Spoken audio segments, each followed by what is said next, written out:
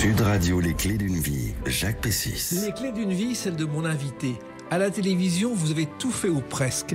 Des nuages ont parsemé votre parcours unique, mais votre sourire ensoleillé et votre voix toujours pleine de chaleur ont permis à plusieurs générations de téléspectatrices et de téléspectateurs de voir la vie en rose, une couleur plus que jamais chère à votre cœur. Bonjour Evelyne Delia. Bonjour Jacques Pessis, bonjour à tous et à toutes. Eh bien, vous êtes une légende de la télévision et c'est pour ça que je suis heureux de vous accueillir dans les clés d'une vie. On va parler bien sûr du Ruban Rose, cette association chère à votre cœur, mais on va aussi, c'est le principe des clés d'une vie sur Sud Radio, évoquer votre parcours à travers des dates clés. Long parcours, oui, très déjà. Long parcours. Et la première date que j'ai trouvée, le 3 mai 1969, eh ben, il est lié à cette voix. Eh bien, qu'est-ce que c'est? Mon Dieu, qu'est-ce que c'est? C'est un schmilblick, vous le savez depuis hier soir. Guy Lux, chanson et champion. Je crois que c'est votre première apparition à la télévision dans le jury de l'émission. Alors, première apparition dans le jury, mais j'étais déjà à l'ORTF. À l'époque, c'était l'ORTF. J'ai commencé, je crois que les premières fois, c'était fin 67. Voilà. On va en parler justement. Exactement. Mais la première télé archivée à l'INA, c'est celle-ci. Ah, d'accord. Et parce qu'on vous voit dans Chansons et Champions, voilà, toute timide, absolument. entre Juste Fontaine et Marcel Leclerc, qui était le patron de l'OM et directeur et fondateur du premier journal de télévision qui était Télémagazine en 55. Je ne sais pas si vous vous souvenez de cette séquence où vous êtes toute souriante. Je l'ai revue, effectivement, souriante et un peu timide. À l'époque, d'ailleurs. Oui. Et c'est amusant parce que quand on revoit, comme c'était du noir et blanc à l'époque. Donc quand je revois tous ces moments de la carrière, et surtout les débuts, surtout avec Guy Lux, qui était quand même un personnage qui était très connu à l'époque. Hein, c'était une vedette, une star de la télévision. Et je pense que c'est pour ça que j'étais quand même très timide et impressionnée par le personnage de Guy. Oui, Guy Lux qui se trompait d'ailleurs, qui tentait d'expliquer un jeu qu'il avait inventé, il n'y parvenait jamais. Et dans cette émission, il se trompe sur le nom d'un membre du jury, une chanteuse italienne, et aussi, donc c'est n'importe quoi, mais ça passe très bien, ça pose pas de problème. Personne ne lui en voulait, hein, de toute façon. Donc, vous vous retrouvez dans ce studio 102, qui était un studio tout à fait neuf à la télévision, et c'était impressionnant parce que c'était une époque particulière. Bien sûr, c'était une époque particulière. Alors, après, moi, j'étais surtout à Cognac-G. Bien sûr. Hein, parce que le 102, enfin, c'était l'ORTF, c'était une maison. Parce qu'à l'époque, il n'y avait pas de chaîne privée. Non. Il y avait la première, la deuxième chaîne, la 3, à l'époque, je ne suis pas sûre. 71. Pas encore, ouais. 71. Donc, c'était vraiment la première et la deuxième chaîne, point barre. Oui, et en plus, quand on se souvient de cette époque, le matériel, les caméras et la technique, c'était quelque chose d'invraisemblable. Ah bah, par rapport à ce que l'on a au jour d'aujourd'hui, c'est évident. C'était les caméras, c'était des monstres, ces caméras. Et d'ailleurs, les cadreurs on disait les caméramans ou les cadreurs, étaient derrière la caméra, alors que maintenant, évidemment, tout ceci est électronique, automatique, et c'est une personne qui gère toutes les caméras qui sont sur un plateau.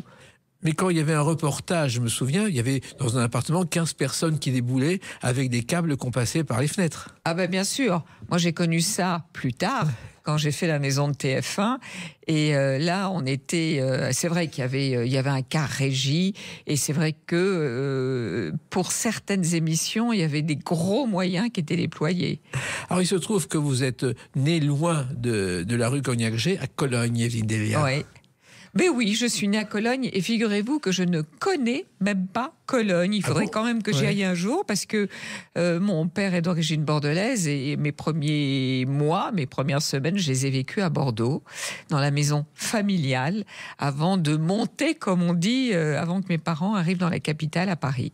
Et si vous êtes née à Cologne aussi, je crois que votre mère est allemande et elle tenait une parfumerie. Voilà, elle était d'origine allemde et elle tenait une parfumerie à Paris. L'autre Cologne, dans le 15e. Bon, alors peut-être effectivement qu'il y avait après mais bon, c'était quand même deux choses différentes. Mais c'est vrai que aussi ces moments d'enfance avec cette parfumerie, à l'époque où existaient des petites parfumeries de quartier, ce qui n'existe malheureusement plus maintenant. c'était un beau souvenir, et j'ai d'ailleurs le souvenir d'aider pour Noël, où il y avait la queue pour acheter les parfums et les petites babioles pour les fêtes de fin d'année. Et ça, ce sont des superbes souvenirs. Et votre père, lui, était directeur commercial, je crois. Voilà, il était directeur commercial dans une compagnie de transport de céréales, qui avait des wagons qui transportaient des céréales. Et tout ça, c'est une enfance joyeuse, parce que je crois que votre père avait un optimisme que vous avez conservé, Evelyne Delia. Ah oui, alors mon père, donc, d'abord, il adorait la musique, il adorait tout ce qui était artiste et artistique. Et c'était quelqu'un de très gai, le côté bordelais, blagueur aussi. Et ça vous a influencé dès vos jeunes années? Oui, bien sûr, parce que c'était toujours gai, joyeux à la maison. Et ça, c'est hyper important. C'était un homme sérieux dans son travail, mais après, qui adorait être avec les amis. Et c'était un père formidable. Et vous avez grandi dans un quartier, le 15e arrondissement, où vous êtes resté.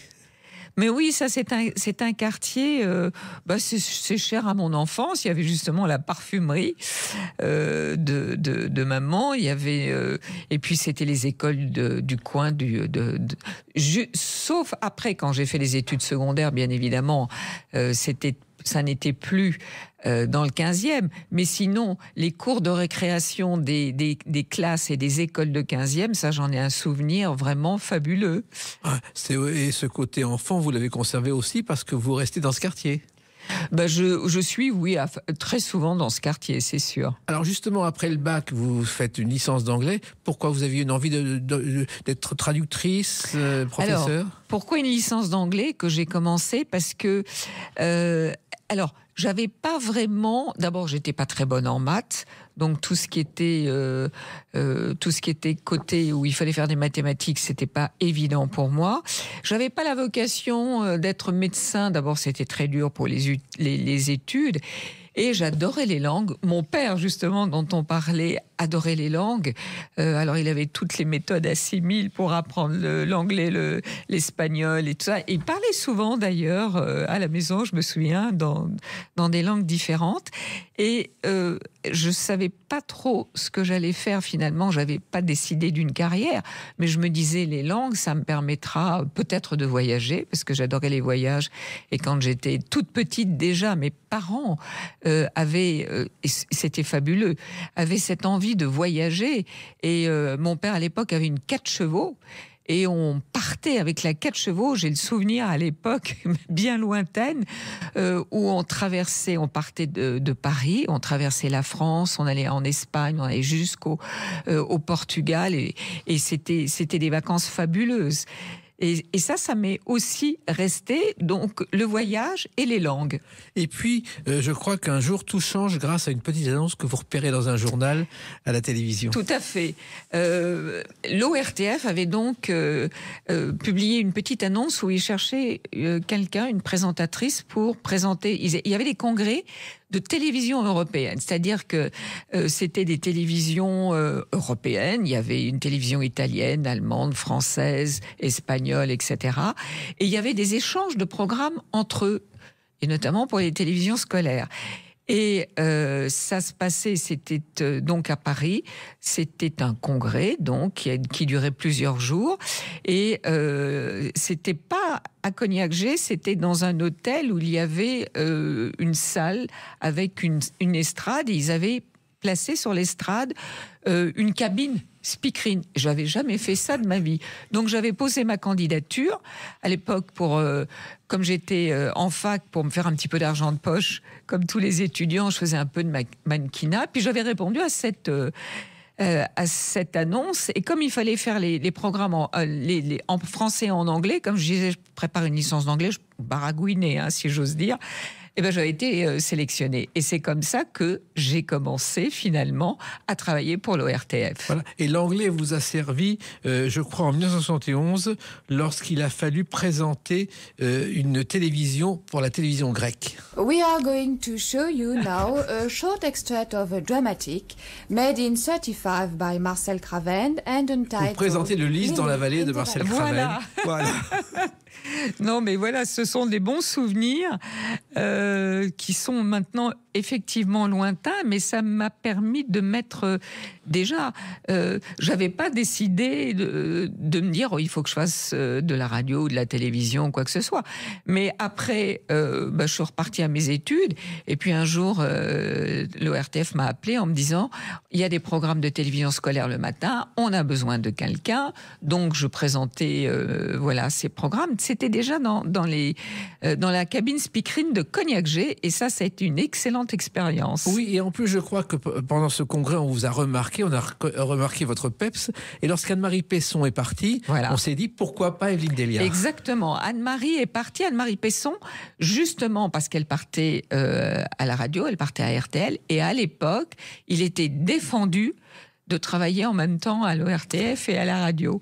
Donc elle avait choisi, et finalement il y avait une place qui se libérait, et on m'a appelé en me disant voilà.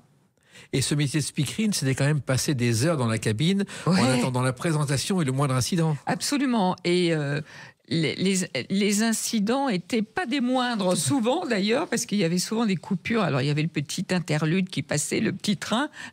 C'était quelque chose d'assez étonnant quand on voit ça. Mais c'est ça, c'est-à-dire qu'en fait, à cette époque, les programmes se terminaient vers minuit, on fermait l'antenne et on la rouvrait le matin pour les télévisions scolaires. Donc jusqu'à minuit, j'étais à Cognac G, dans cette cabine speakerine qui était dans la régie finale, là où partaient les programmes et où était le chef de chaîne. Donc dès qu'il y avait une panne, attention, on a une panne, tu prends l'antenne. Mais c'était une école fabuleuse parce que tout était en direct. Et nous, c'est notre école fabuleuse, celle où on a le temps de parler. Et on va continuer à parler de votre parcours avec une autre date, le 18 septembre 1975. A tout de suite sur Sud Radio avec Evelyne Delia. Sud Radio, les clés d'une vie, Jacques Pessis. Sud Radio, les clés d'une vie, mon invité Evelyne Delia. Nous parlerons tout à l'heure de ce ruban rose que vous portez et qui est cher à votre cœur pour les raisons que nous expliquerons. On a évoqué vos débuts à la télévision, mais il y a d'autres débuts. Le 18 septembre 1975, c'est la première de À la bonne heure, qui est une émission de consommation, ce qui n'existait pas à l'époque à la télévision. Absolument, une émission de consommation. Et c'est vrai que c'était tout nouveau. Donc c'était une émission que je présentais avec une personne qui s'appelait Annick Beauchamp, qui était journaliste, et j'ai même fait un peu de reportage. Et j'adorais ça, de partir, de faire du reportage et du montage. Et j'ai même le souvenir extraordinaire du premier reportage où j'étais partie avec l'équipe de TF1, et on était partis. Alors c'était sur la pêche, les consommations des poissons, etc. Et donc on arrive près d'une rivière, et il y avait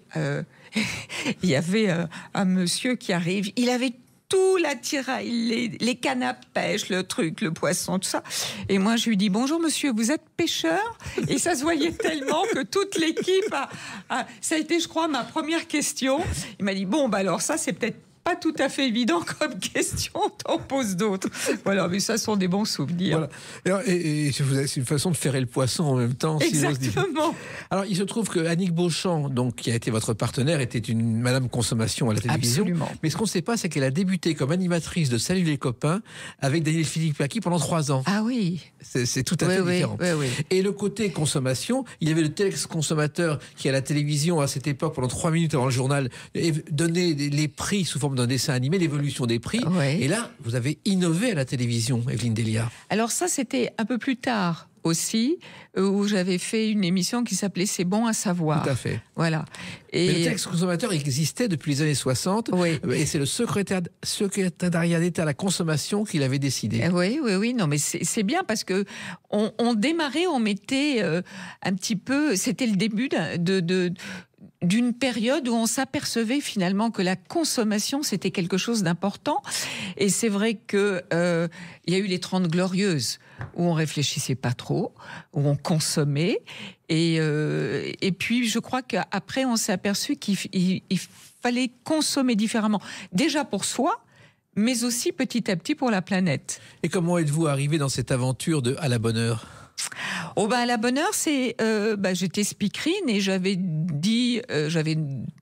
posé, j'avais demandé à la direction à l'époque en disant si jamais il y a une place aussi pour finalement faire autre chose que uniquement la présentation des programmes, je suis preneuse. Et il y a eu un test avant, c'est une émission qui s'appelait, je crois, Le fil des jours, avant les vacances. Absolument. Et alors, je crois qu'elle existait déjà. Il y avait Annick Beauchamp qui était déjà dans cette émission. Et puis après, elle a été prolongée par À la bonne heure. Et c'est comme ça que j'ai démarré. Exactement. Et ça ne vous a pas empêché de continuer à être speakerine dans cet immeuble de la rue Cognac-Jay, qui était vraiment un lieu mythique pour la télévision. Ah mais complètement. Alors d'abord, c'était Cognac-Jay, et puis il y a toujours les phrases à vous, Cognac-Jay. Et ça, ce sont des phrases qui sont toujours restées. Mais oui, c'était mythique. Alors c'est vrai que moi, j'ai connu Cognac-Jay, où, entre guillemets, on entrait comme dans un moulin. Oui. On vous demandait rien. Et puis voilà, c'était un peu une époque, pas d'insouciance, mais presque, disons, c'était une époque maintenant révolue, bien évidemment, quand on voit comment les choses évoluent.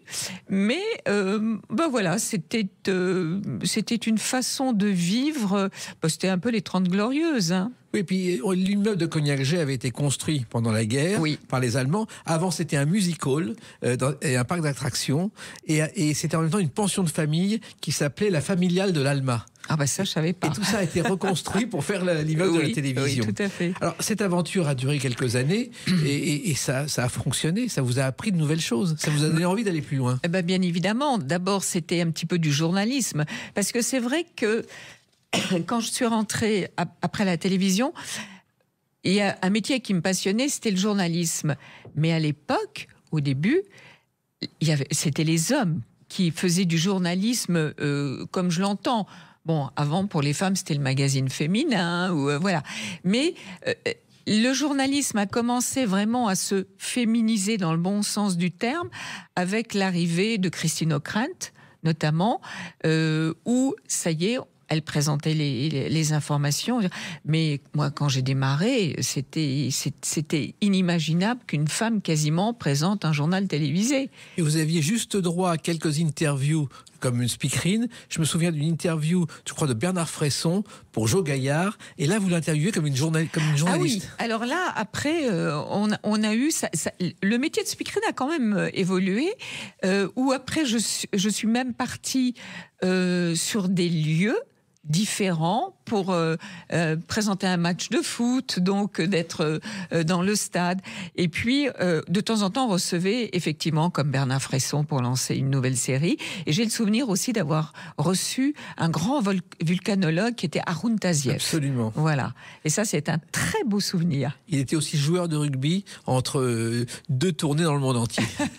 Il se trouve qu'il y a aussi un passage très important, c'est le moment où l'ORTF devient TF1, et vous l'avez vécu, Evelyne Delia. Ça, c'était un changement très important. Eh ben, on a vécu on a fêté dernièrement à TF1 les 50 ans de TF1, où ça a été vraiment une cassure, et je devrais dire presque une modernisation, vraiment, où c'était plus ni la 1 ni la 2, c'était TF1.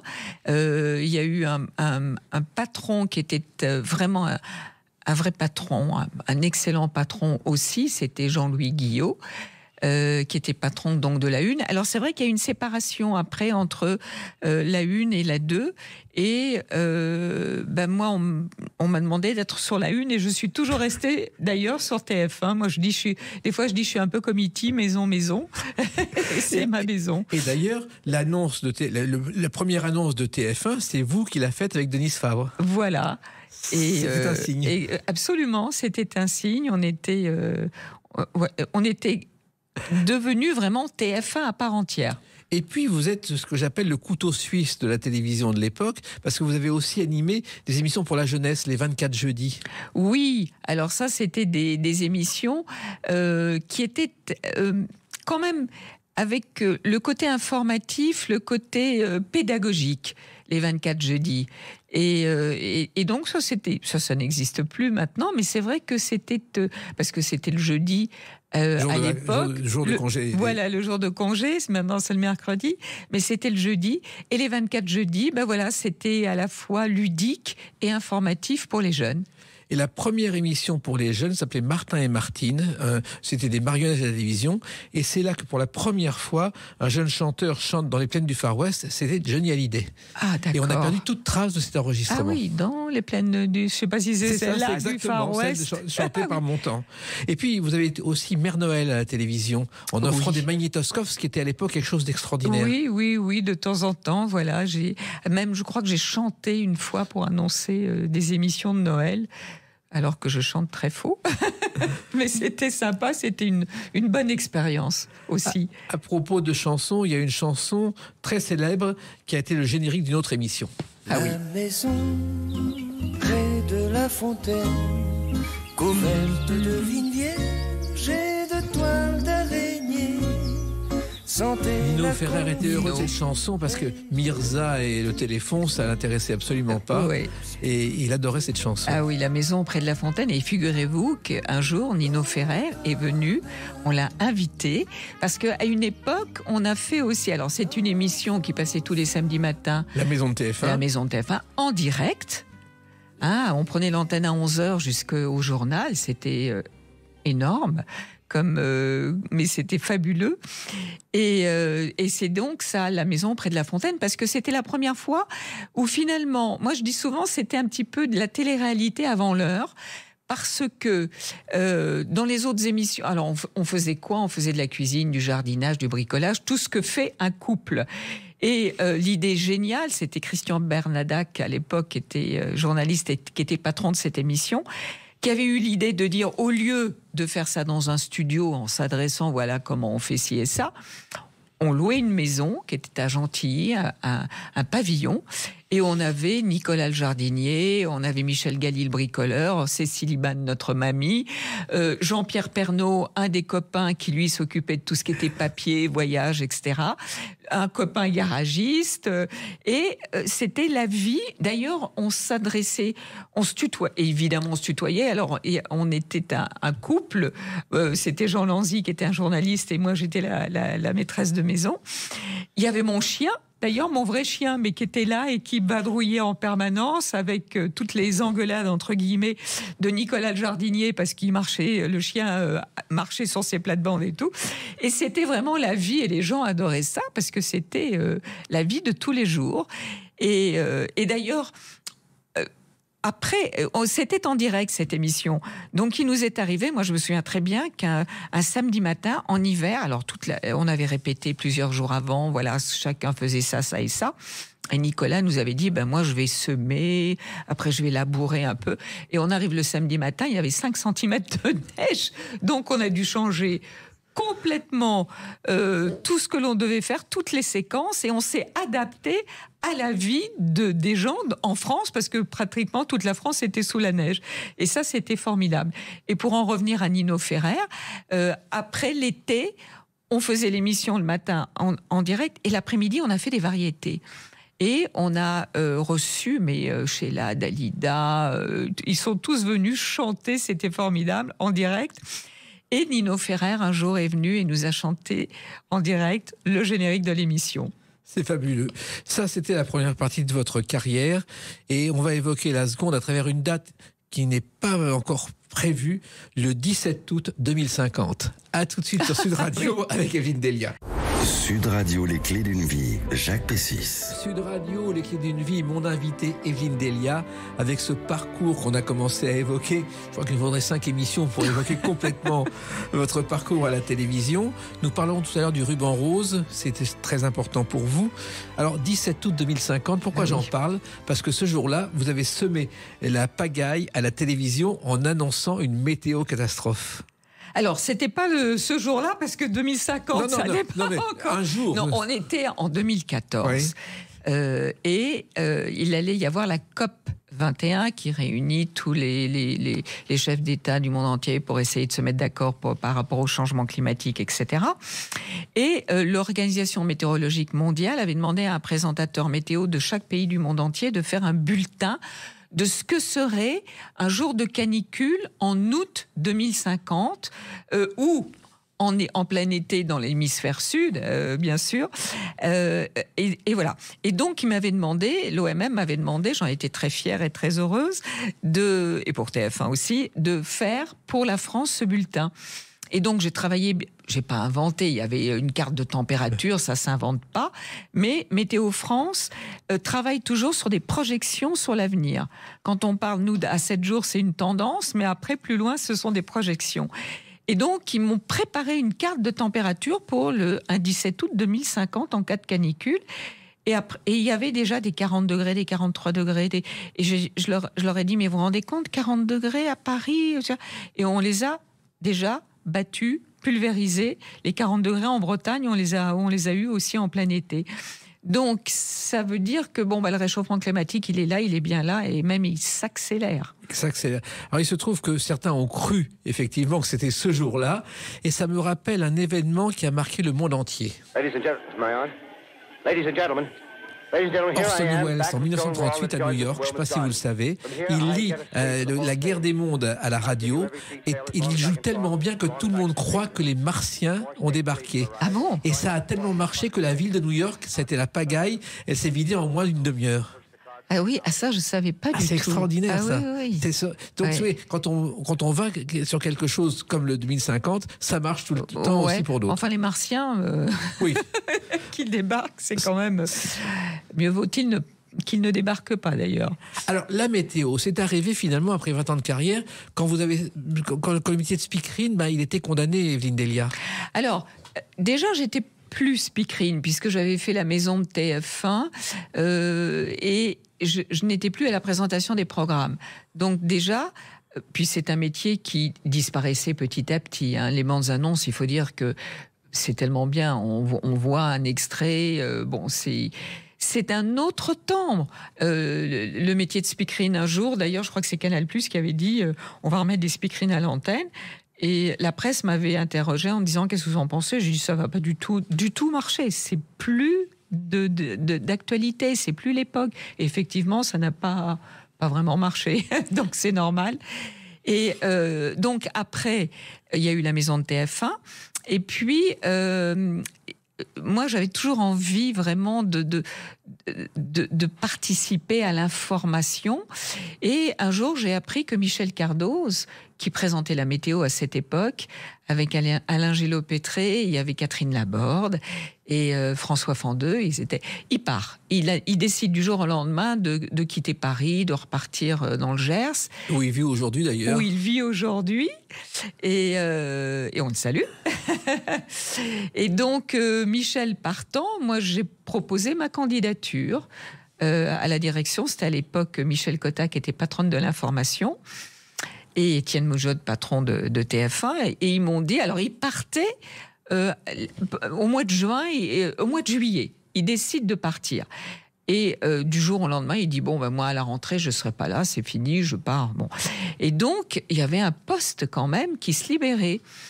Et c'est marrant parce que je me souviens très bien, j'étais en vacances, c'était au mois de juillet, et je reçois un coup de fil, j'avais écrit une lettre. À l'époque, il n'y avait pas encore les mails ni rien. J'ai écrit une lettre à Michel Cotta et à Étienne Moujotte pour dire, voilà, moi, ça m'intéresserait. Et Michel Cotta m'appelle en me disant, écoute, ça nous intéresse, que ça t'intéresse.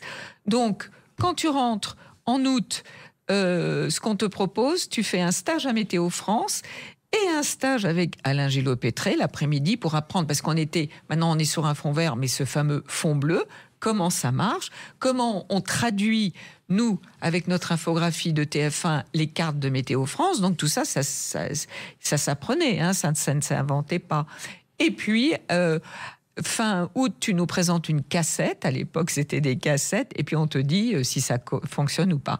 Et ça a fonctionné. Et donc, c'est comme ça que j'ai démarré à la présentation. Avec, en plus, je me souviens un petit peu plus tard aussi, il y a eu des inondations, il y a eu des choses terribles. Et il fallait faire des plateaux dans les journaux, 13h, 20h. Et ça a été en plus une fabuleuse école pour la suite. Mais il fallait apprendre, c'était pas évident d'apprendre la météo, même Météo France, de faire un stage. Oui, alors c'est ce que je dis, je ne suis évidemment pas météorologue, ça sont des études, de longues études, mais ce qui était important, c'est comprendre ce dont on parlait, c'est évident. Et donc j'ai appris un petit peu les bases de la météo, les anticyclones, les dépressions, les cartes de surface, c'est-à-dire avec les pressions, etc. Et d'ailleurs, je trouvais que c'était passionnant. Et donc l'idée, c'était de pouvoir comprendre ce qu'était un phénomène météo, de pouvoir lire une carte très scientifique, quand on voit les cartes, ce qu'on appelle les cartes de surface, et puis de pouvoir après comprendre et interpréter, c'est-à-dire rendre l'information, vulgariser dans le bon sens du terme, l'information pour les téléspectateurs. Oui, mais quand on redécouvre dans les archives les premiers journaux télévisés avec la météo, c'était, je crois, des cartons filmés à Météo France. Ensuite, la bobine partait à la télévision rue Cognac-J, où elle était développée, comme il n'y avait pas beaucoup d'argent, sur des boîtes de petits pois de la cantine pour gagner du temps. Oui, c'était un petit peu ça. Au début, c'était un météorologue qui, de façon assez stricte d'ailleurs, faisait le bulletin météo qui effectivement était envoyé. Et puis après, alors je raconte parfois cette anecdote, parce que après, TF1 avait décidé que ce serait finalement les présentateurs des journaux qui présentent aussi la météo. Et j'ai le souvenir d'une séquence qui est souvent passée dans Les Bêtisiers, où Jean-Pierre Pernaut, qui faisait la météo du soir à l'époque, il y avait une météo en fin de programme, enfin la météo de fin de programme, donne le temps. Alors à l'époque, c'était une carte de France, et il avait des petites... alors c'était des petits aimants, oui, où vous aviez un soleil, une pluie, un nuage. Alors il prenait les aimants et en fonction de la carte de Météo France qu'il avait devant lui, alors il mettait un petit aimant, soleil, pluie, etc. Et puis un jour, alors il dit, bon, plein soleil dans le sud, il met un beau soleil, et de la pluie sur le nord. Donc il met, puis la pluie, elle descendait vers le sud. Alors il reprenait l'aimant, il leur mettait, non, il n'y a pas de pluie dans le sud. Puis, alors c'est devenu une séquence culte d'ailleurs du bêtisier. Et puis finalement, Evelyne Delia, vous avez ouvert la voie à toutes les générations de femmes qui font aujourd'hui la météo. Oh ben, il y en avait déjà qui faisaient la météo, oui, aussi avant moi.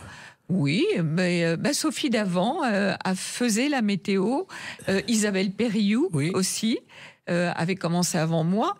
Non, puis c'est vrai que... Mais vous êtes devenu un modèle pour toutes les générations d'aujourd'hui. Je sais pas, mais c'est vrai que chez nous, on a des garçons aussi. Ange Noiret dans la matinale de TF1, Louis, bien sûr. Non, c'est partagé comme... c'est comme ce que l'on disait avant.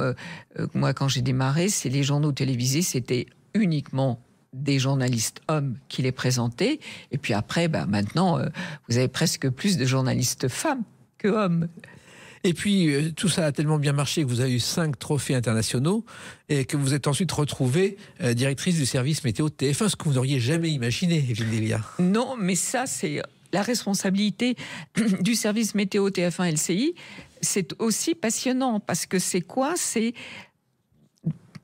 toujours avoir, déjà un œil sur ce que tout le monde fait, mais c'est aussi d'anticiper l'évolution des possibilités. Alors on dit toujours évolution, mais pas révolution, c'est-à-dire il n'est pas question de changer un bulletin totalement d'un jour à l'autre parce que les téléspectateurs ont besoin de repères. Mais il y a une évolution. Quand on voit les premiers bulletins que j'ai faits, maintenant il y a quelques décennies, et ceux d'aujourd'hui, quelle évolution faite, mais à petits pas.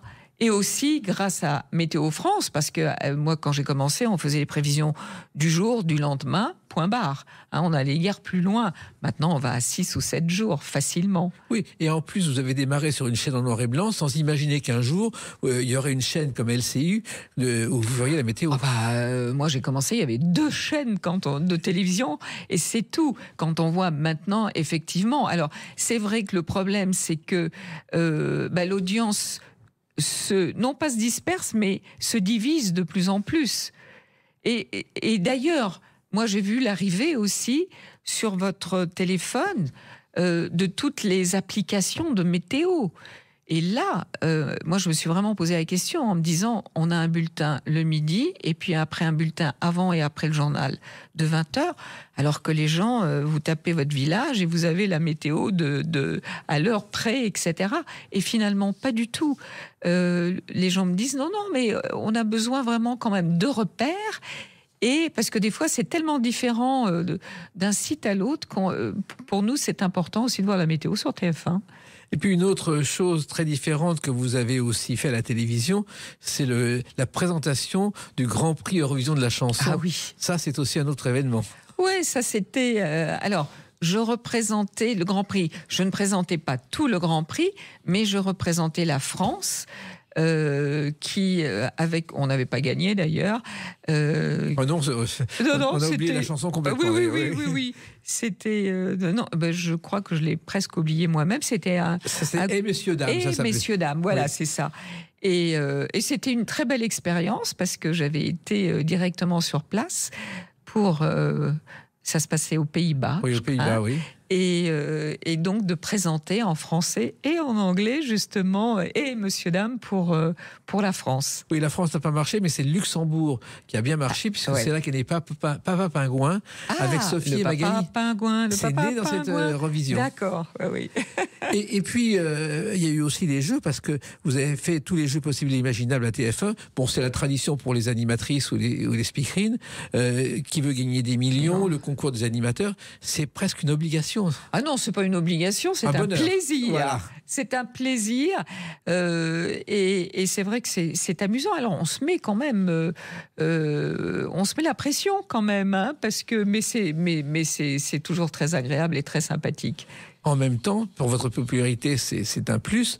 Vous avez été élu, je crois, Miss Météo préférée des Français. Oui, et puis. Ah oui, bien sûr, mais ça c'est vraiment un bonheur pour moi, un grand bonheur, et pour la chaîne aussi, hein, c'est évident. Et le temps n'a pas changé, si j'ose dire, puisque vous défendez encore aujourd'hui une cause qu'on va évoquer à la date du 30 septembre 2025. À tout de suite sur Sud Radio avec Evelyne Delia. Sud Radio, les clés d'une vie, Jacques Pessis. Sud Radio, les clés d'une vie, Evelyne Delia, mon invité. On a parlé de votre long parcours à TF1. Je crois que vous êtes le plus vieux contrat, si j'ose dire, à durée indéterminée de la chaîne. Voilà, je suis le plus ancien CDI de TF1. Voilà. C'est un privilège, conservez-le. Alors, le 30 septembre 2025, il y a une soirée qu'on peut évoquer symboliquement à travers cette chanson. Quand il me prend dans ses bras, qu'il me parle tout bas, je vois la vie en rose. Chanson composée par Marguerite Monod qui a refusé de la signer en disant c'est une guimauve, ça ne marchera jamais. Et pourtant, ça a fait le tour du monde. Ah oui. Et c'est vrai que le ruban rose que vous portez sur vous, et cet octobre rose dont tout le monde parle aujourd'hui, oui. C'est très important pour vous. Oui, c'est très important. Alors, Ruban Rose, c'est l'association qui est aussi à l'origine d'Octobre Rose. Et c'est important parce que non seulement c'est de faire appel aux dons pour la recherche qui fait d'énormes progrès, et des progrès souvent décisifs, notamment pour cette maladie qui touche quand même une femme sur 8, mais dont on guérit de plus en plus. À condition de la découvrir très vite. Voilà, donc le dépistage est hyper important. Et c'est ça aussi le message qu'il faut faire passer, c'est de se faire dépister. Et non pas lorsqu'on a plus de 50 ans, mais aussi lorsque l'on est jeune, un dépistage tous les 2 ans, ou un dépistage notamment quand il y a déjà des antécédents, une maman qui a eu par exemple déjà un cancer du sein, quand il y a des antécédents dans la famille, mais aussi quand on a un doute. Et même sans doute, c'est important de se faire suivre et au moins dépister tous les 2 ans. Et il se trouve que cette année, le lancement a eu lieu le 30 septembre, je citais cette date, devant la Tour Eiffel. Absolument. Symboliquement, c'était extraordinaire. Oui, c'était une très très belle soirée. Et bon, il y avait aussi, je ne suis pas la seule, marraine de Ruban Rose, il y avait aussi Alice, il y avait Camille Lacour, le nageur qui est très impliqué, motivé. Il faut savoir. Alors, on a l'impression que c'est qu'un cancer féminin, mais un homme sur 100 est touché aussi par le cancer du sein. Et en fait, c'est vrai que ça a été une très très belle soirée avec cette tour Eiffel qui s'illumine en rose. Carla Bruni était venue chanter. On a eu Yael, la présidente de l'Assemblée nationale, Rachida Dati. Tout le monde était là pour justement motiver. Alors motiver non seulement pour faire des dons, mais aussi pour ce dépistage et donc cette association Ruban Rose depuis des années maintenant se motive pour ces dons qui servent, et Dieu sait si les dons sont importants et qui servent, et c'est primordial pour aider la recherche. Je sais aussi que ce soir-là, l'obélisque de Luxor était illuminé, et l'Assemblée nationale aussi. Absolument. En rose. Et exactement. Et il y a eu, je crois, un moment de danse par un artiste qui a joué le jeu complètement, qui s'appelle Sadek Berraba. Voilà. Et ça, c'était magnifique. Mais c'était une soirée très joyeuse. Et ça, moi, c'est ce qui me frappe tous les ans, parce que on avait plus de 40 femmes touchées par le cancer du sein et qui étaient présentes ce soir-là. Bon, alors on se voit avant, on discutait. Et c'est toujours une ambiance hyper joyeuse entre elles. Et ça, je trouve ça formidable. C'est aussi une façon de lutter. C'est difficile quand on vous apprend que vous avez un cancer du sein. Bon, c'est le ciel qui vous tombe sur la tête. Mais elles ont une pêche, et ça, c'est formidable. Et c'est vrai que d'être ensemble, d'être soutenues, d'avoir le même parcours, plus ou moins difficile, mais ça, c'était... Et souvent, il y a des liens qui se créent, et elles continuent à se voir après. En même temps, j'ai vu des images du ballet, de la chorégraphie. Il y avait 50 danseurs qui célébraient les femmes touchées par le cancer du sein. Absolument. Et Sadek Berraba, il y a une chose qu'on ne sait pas, c'est qu'au départ, il a été SDF. Il a réussi à monter sa compagnie ensuite et à sortir de là. Tout à fait. Ça, c'est un très bel exemple aussi.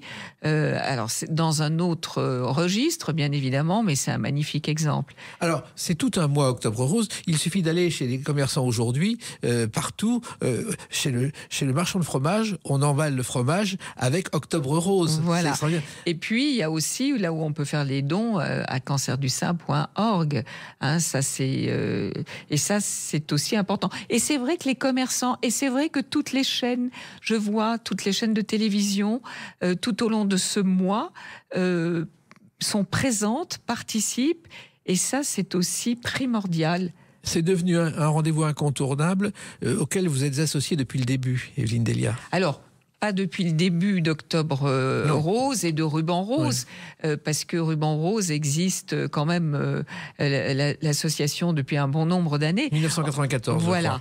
Donc, en revanche, il y a 4 ans, les responsables d'Octobre Rose m'ont contacté de Ruban Rose m'ont contacté en me disant est-ce que vous acceptez d'être l'une des marraines? Et c'est vrai que moi, j'ai toujours fait une séparation entre vie professionnelle et vie privée. J'aime pas trop parler de ma vie privée, mais des médecins, en discutant avec des médecins m'ont dit, vous savez, c'est important quand des gens qui ont un petit peu une image publique, comme vous, en parlent du dépistage, et ça nous aide, nous, les médecins, justement. Et donc, c'est comme ça, j'ai dit, allez, je fonce.